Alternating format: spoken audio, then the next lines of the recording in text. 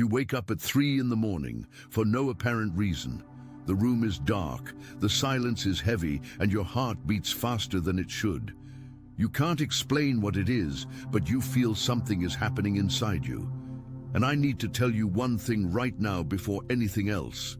This is not insomnia, this is not anxiety, this is a calling. And if you are watching this, it is because you have already been identified. Stay with me until the end, because what I am about to reveal here will rearrange everything you thought you knew about your fatigue, your mental fog, that constant feeling that you were born for something greater. But no one tells you exactly what.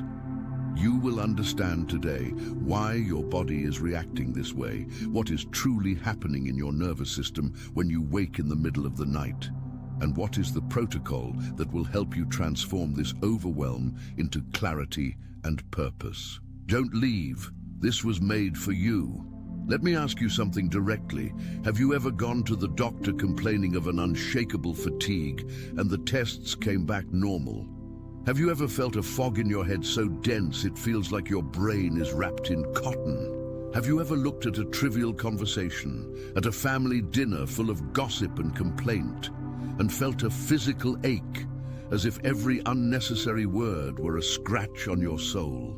If you answered yes to any of these questions, you are not broken. You are in transition, and this transition has a name, has a cause, has an explanation that is both spiritual and scientific, and has a concrete solution. Let's go deep into this now. There is a phenomenon conventional medicine calls burnout and spirituality calls awakening, and they are, in fact, two sides of the same coin. When the human nervous system begins to operate at higher frequencies of perception, the physical body comes into conflict with the low vibration environment around it. It's like plugging a 220-volt appliance into a 110-volt outlet. Something burns, and what you feel as exhaustion, as brain fog, as emotional hypersensitivity is precisely this voltage conflict happening within you. Modern neuroscience has something fascinating to say about this. The human brain operates on different attention. You need to prepare now. I put together an exclusive resource for those who feel set apart for something greater, but live surrounded by noise, distractions, and mental overload. This is a 30-day journey that will transform your life. A guided path to armor your mind and prepare for what's coming with daily practices of focus, boundaries, and discipline. Stop negotiating with the noise. Learn to spot distractions before they control you, and strengthen your mind. Also available in an immersive audio version. Over 10 Zuru readers have already transformed their lives through the 30-day journey. Thousands of people have already started this transformation. People like you who are tired of living in the fog. Ordinary people who decided to stop accepting mental chaos. Take advantage of this limited time offer only this month. Access your link just below in the pinned comment. Brainwaves depending on your state. When you're on autopilot in daily life, answering email, in traffic, scrolling your feed, you are in beta, the frequency of stress, reactivity, noise. But when you wake at 3 a.m., when you sit in silence and feel that inexplicable presence, when you cry without knowing why, your brain is transitioning into theta, the frequency of deep intuition, creativity, connection to something greater. And this transition is not smooth. It hurts, it destabilizes, it feels like illness. Now, why specifically at 3 a.m.? It is no coincidence. In many spiritual traditions, including ancient Judaism, Islam, and Christianity, the hour between 2 and 4 in the morning is called the thin veil hour, the moment when the barrier between the physical and spiritual worlds is at its most permeable. Science has a parallel explanation. It is exactly in this period that cortisol levels, the stress hormone, are at their lowest, and melatonin production begins to decline, leaving the nervous system in a state of unique receptivity. Your brain literally changes configuration at this time, and if you are waking in this moment, it is because something within you recognized this window. But heed this: recognizing the window is not enough. Many people wake up, grab their phone, check notifications, and close the window without even knowing it was open. And then the day begins heavy, confused, purposeless. Have you done this? I know you have, because almost everyone does. Before we continue, I need you to understand something about the world we live in. I'm not talking conspiracy theory, I'm talking design. The design of the modern world was built to keep you in survival mode, not by the explicit malice of any one person, but by an economic and social system that profits from your fragmented attention, your fear, your constant comparison with others. Every notification that hits your phone is a cortisol microstimulus. Every infinite scroll on Instagram or TikTok is a variable reward mechanism, the same psychological principle as casino slot machines, designed to create dependency. The blue light from screens suppresses melatonin and sabotages your deep sleep cycle. The news is calibrated to activate the amygdala, the part of the brain responsible for fear and anger, because fear and anger hold attention. You are not weak for being affected by this. You were engineered to be affected. Billions of dollars in behavioral research have been invested to ensure your nervous system stayed in exactly this state of chronic distraction and background anxiety. And the practical result of this in the life of someone over 35 is this: you work more than ever, rest less and less, feel you're falling behind, compare your messy inner life to the perfect outer lives of others online, and at the end of the day, wonder when your turn will come. Your turn has already arrived, but you need to recalibrate the instrument first. I want you to pay attention to these signs because they appear in the body before they appear in consciousness. The first is that strange pressure at the base of your skull or in your forehead, which is not a migraine, not conventional muscle tension, but a kind of weight or pulsing that appears especially in moments of silence or prayer. Many people ignore this or take a painkiller, but this sign is your nervous system trying to process information at a frequency it is not yet fully calibrated to receive. The second sign is emotional hypersensitivity. You cry at a TV commercial. You feel another's pain as if it were your own. You walk into a room and immediately perceive the tension in the air, the disguised anger, the sadness no one admits. This is not emotional weakness. This is expanded perception. But without training, this perception becomes overload. The third sign is intolerance for the superficial. Conversations about gossip, about sports without depth, about what someone posted and someone else replied to. These exchanges start to cost you energy instead of feeding you. You can no longer feign interest where you have none. This creates isolation because the people around you don't understand why you've become difficult, why you don't want to go out anymore, why you prefer to stay home reading or in silence. And the fourth sign, perhaps the most painful, the feeling that you have a mission but don't know what it is, a permanent restlessness, an inner certainty that you were not born for what you are doing, but with no clarity on what you should be doing. Like a song you can't identify, but that keeps playing in your head. These four signs together are not dysfunction. They are the diagnosis of awakening. And now that you recognize the symptoms, let's talk about the real causes. For millennia, human beings had natural access to deep brain states. The prophets you read about in the Bible, the mystics of all traditions, the indigenous healers of our own lands, all of them regularly accessed states of theta and gamma, frequencies where intuition, revelation, and creativity operate at maximum level. And they access this through practices modernity has nearly eliminated: prolonged fasting, night vigils, deep meditation, retreat in the desert or forest, intentional silence for days or weeks. The prophet Elijah went to the desert for 40 days. Moses spent 40 years in the desert before receiving his mission.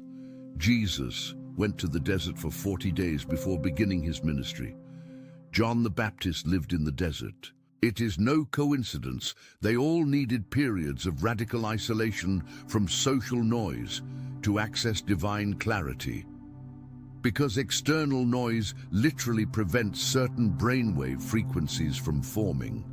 Neuroscience confirms this in a surprising way. Studies done with Tibetan monks and Christian contemplatives show that decades of deep, meditative practice literally reshape the physical structure of the brain, increasing the thickness of the prefrontal cortex, the region responsible for discernment, compassion, and higher decision-making. The brain doesn't just change functionally, it changes anatomically, but you don't need decades, and this is where the conversation gets very interesting. The science of sound has advanced extraordinarily in recent decades. Researchers have discovered the brain responds to specific sound frequencies in a very precise way.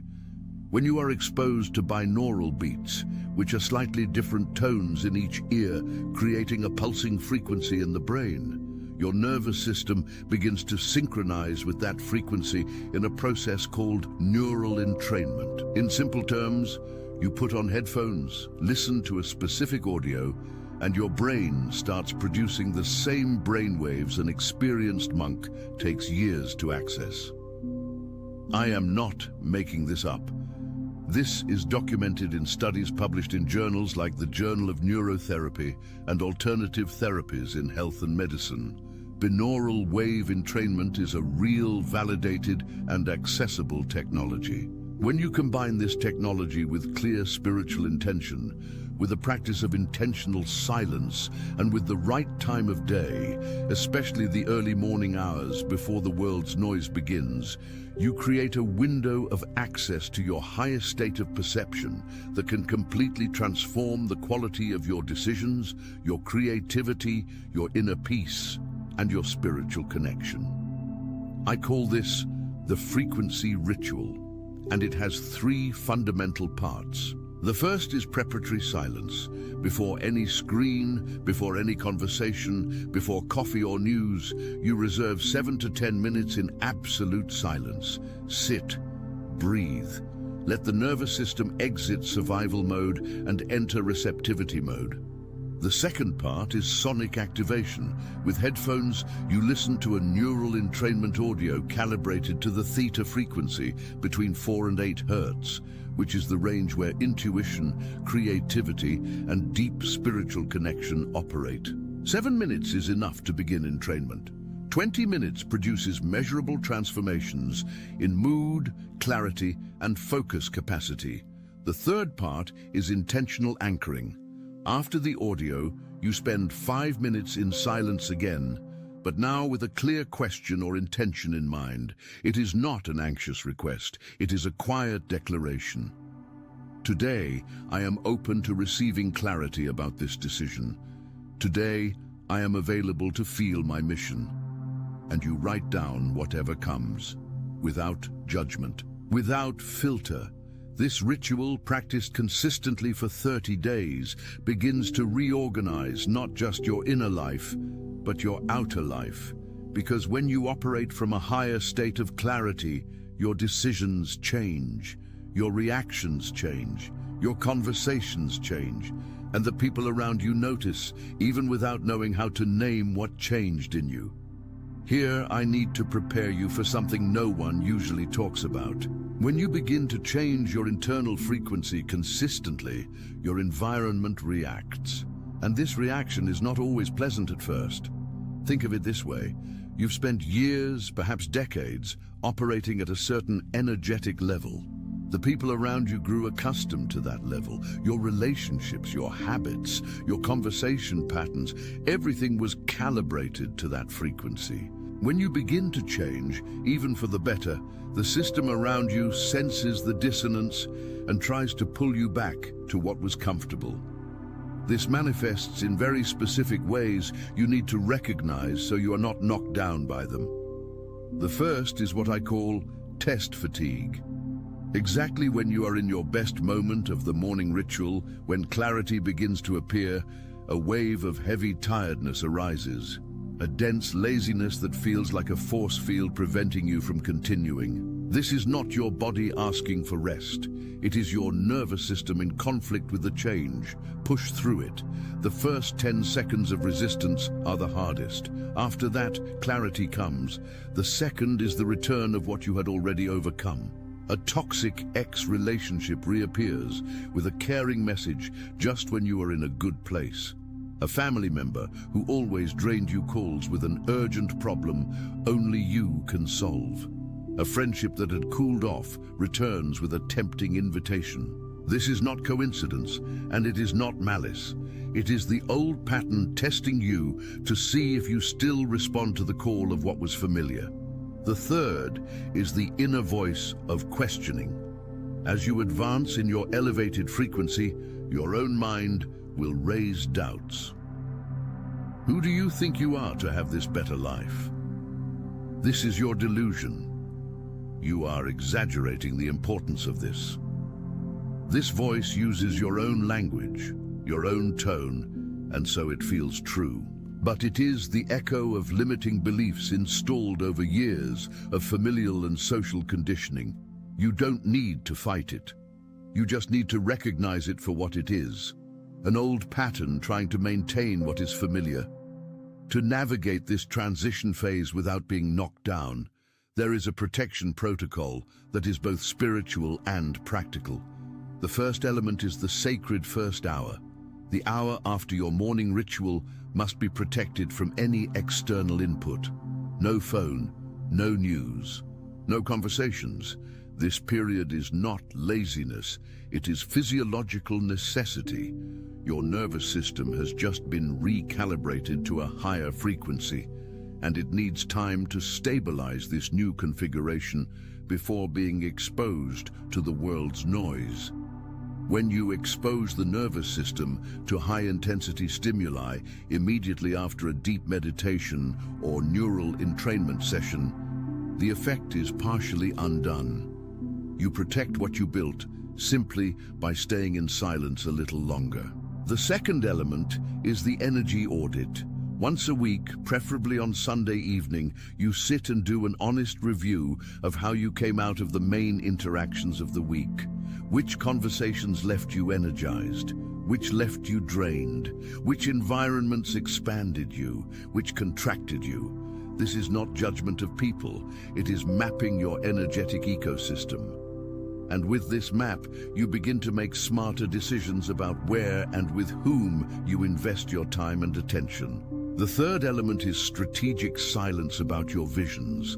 This is perhaps the most counterintuitive, but one of the most important. When you begin to have clarity about your mission, your dreams, what you want to build, the first human reaction is to tell someone, share the joy. But revealing your dreams prematurely to people who still operate in frequencies of scarcity and fear is like opening a window on a cold day when the fire is just catching.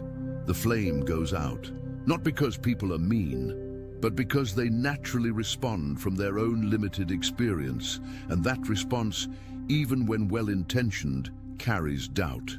And doubt is exactly the poison that kills nascent dreams. Build in silence. Deliver results before explanations. Let your transformed life speak for you. I need to tell you about something that goes beyond you. Because the transformation happening in your life is not just individual. It has a dimension modern psychology has begun to study seriously, and that spiritual traditions have known for millennia. There is a field of research called the epigenetics of trauma, led by researchers like Dr. Bessel van der Kolk and Resmaa Menakem, which scientifically demonstrates that unresolved trauma is literally transmitted from one generation to the next through epigenetic modifications, meaning changes in how genes express themselves without changing the genetic code itself. In simple terms, the trauma of your grandmother who lived through war, famine, domestic violence, which was never treated, which was buried in silence because we didn't talk about such things.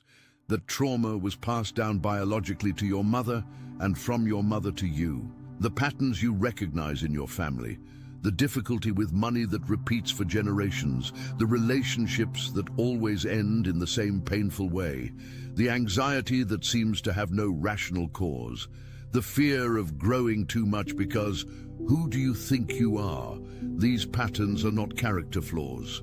They are biological inheritances of unprocessed trauma. And here is the part that will change your perspective forever.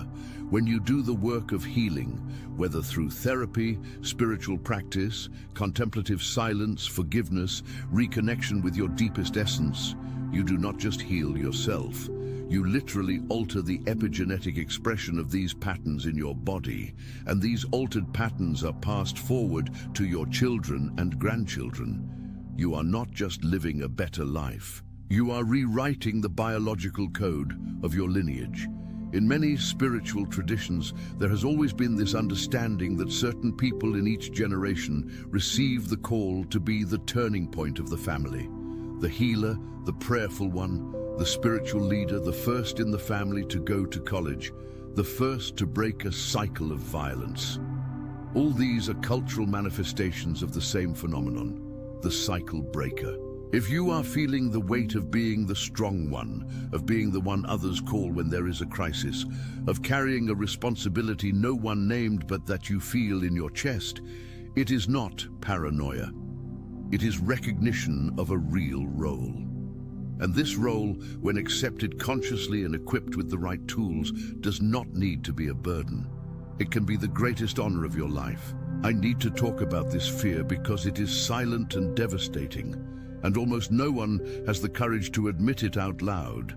When you begin to have experiences that don't fit the rational narrative of the world around you, when you feel things you can't explain, when you wake at 3 a.m., with a presence in the room that is not threatening but is real, when you cry in the shower without knowing why, when you feel things have meanings beyond the obvious, the mind conditioned by modern rationalism immediately raises the hypothesis, I am going crazy. This fear is understandable.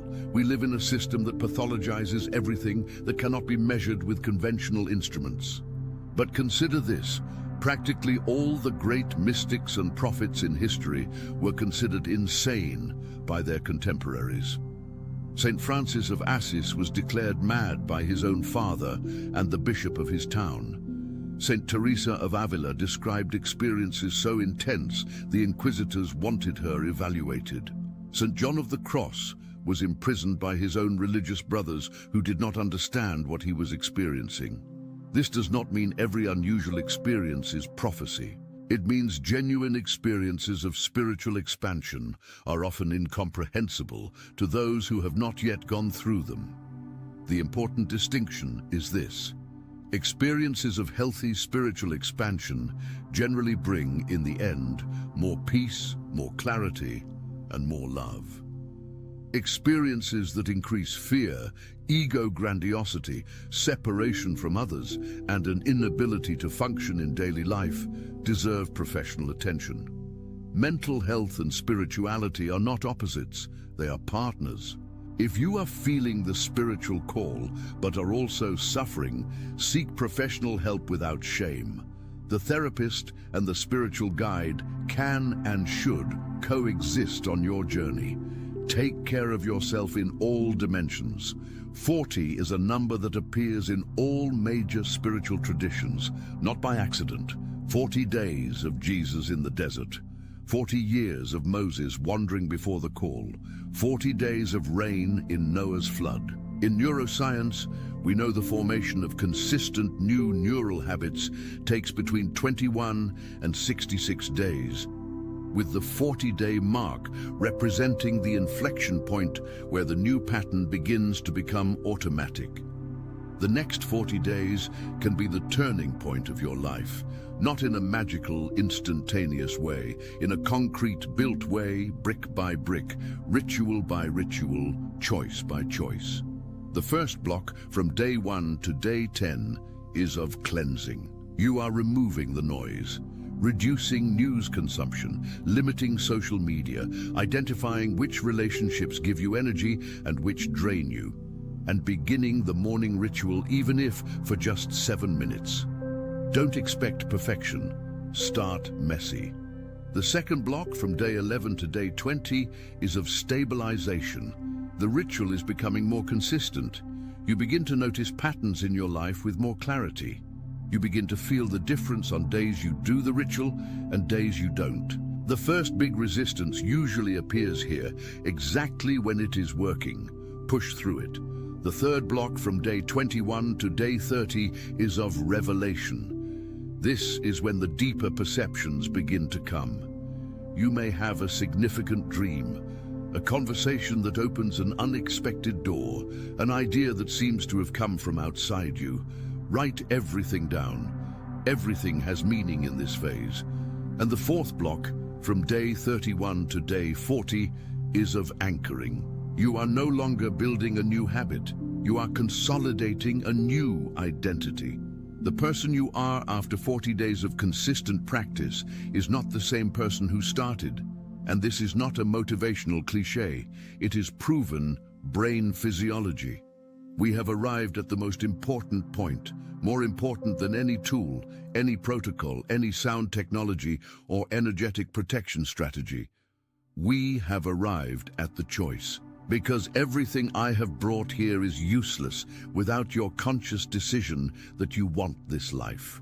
Not the life the Matrix designed for you, of working to exhaustion to buy things you don't need, of distracting yourself to sleep so you don't have to feel the emptiness, of aging with the what-if question burning quietly in your chest. But the life you came to live, with purpose, with clarity, with real connection to yourself and to what is greater than you. This choice is frightening, because a life of purpose is a life of responsibility. It is easier to stay in distraction, to keep blaming circumstances, to keep waiting for the right moment that never comes. The greatest prison is not the external chains. It is the internal beliefs that you don't deserve, that you are not capable, that good things happen to others. But I need to tell you something I believe with every cell of my being. You are here today, watching this to this point, because something in you has already made the decision. The conscious part is still weighing pros and cons, but your deepest essence already knows where it is going. The gift you carry is not to be buried. It is not to be wasted in meetings that lead nowhere, in relationships that diminish you, in lives chosen by fear instead of love. This gift is to be activated, developed, delivered, and the delivery begins today, now, with a 7-minute ritual tomorrow morning before any screen, with a decision to protect your first hour, with the courage to build in silence what you know you came to build. I want to end with an image I hope stays with you. Think of a bridge. A bridge has two apparently simple functions. It connects two sides that the chasm separated, and it supports the weight of the crossing. To fulfill this function, it needs to be firm on both pillars. It needs enough structure not to buckle under pressure, and it needs to be in the right place, not a meter to the right or left. You are that bridge. One pillar is anchored in the past of your family, in the trauma, the lack, the fog your ancestors lived and could never name. The other pillar is anchored in the future, in the children and grandchildren who will inherit not just your genes, but your example, your healing, your freedom. The chasm between the two is the moment you live in. And the crossing you are making, this awakening process that hurts and illuminates at the same time, is not just yours. Each firm step you take in your higher frequency is a step your entire lineage takes with you. The fatigue you feel is not the signal to stop. It is the signal that the crossing is real and attention. You need to prepare now. I put together an exclusive resource for those who feel set apart for something greater, but live surrounded by noise, distractions, and mental overload. This is a 30-day journey that will transform your life. A guided path to armor your mind and prepare for what's coming with daily practices of focus, boundaries, and discipline. Stop negotiating with the noise. Learn to spot distractions before they control you. And strengthen your mind. also available in an immersive audio version. Over 10 Zuzazara readers have already transformed their lives through the 30-day journey. Thousands of people have already started this transformation. People like you who are tired of living in the fog. Ordinary people who decided to stop accepting mental chaos. Take advantage of this limited time offer only this month. Access your link just below in the pinned comment.